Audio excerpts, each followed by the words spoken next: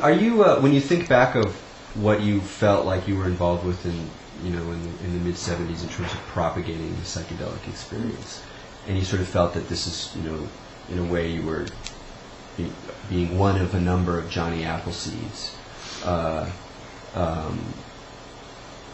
When you look now at what happened, or emerged from that, are you disappointed in some ways, or?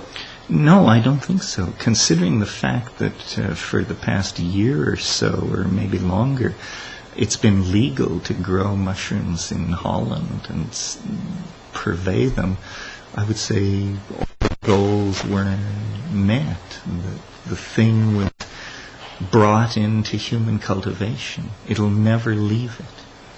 It's a very rare thing to be able to bring an organism into the human family like that. And when we found Stropharia cubensis, it was standing waist deep in cow shit, and now it's part of the human family of agricultural production. It'll never leave it. It'll always be part of global culture now. So. And do you think that, do you have the feeling that in some sense it will remain, at least for the foreseeable future, a somewhat marginal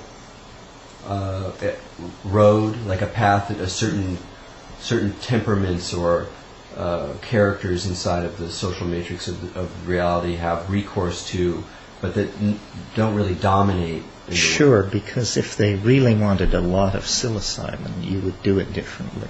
You would grow it in enormous vats of liquid that were the size of railroad cars, and you would produce millions of hits within days of scaling up.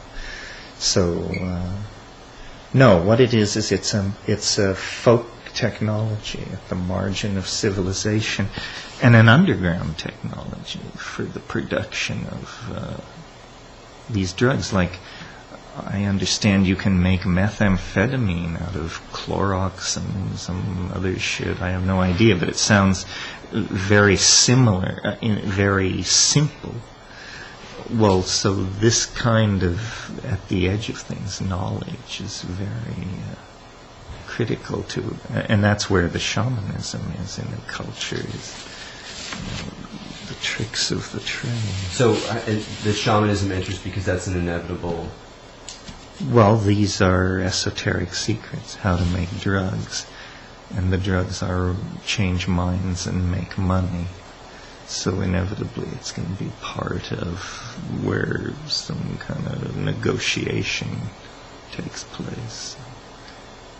Negotiations like that rearrange the morphology of the social, or the mind space of the people there.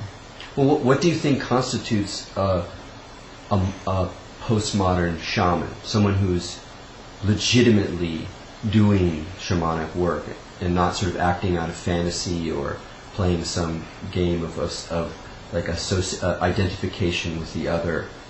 Well, I think you have to know your pharmacology and trust that you know it, and then trust it sufficiently that you're willing to lead people with confidence through these places.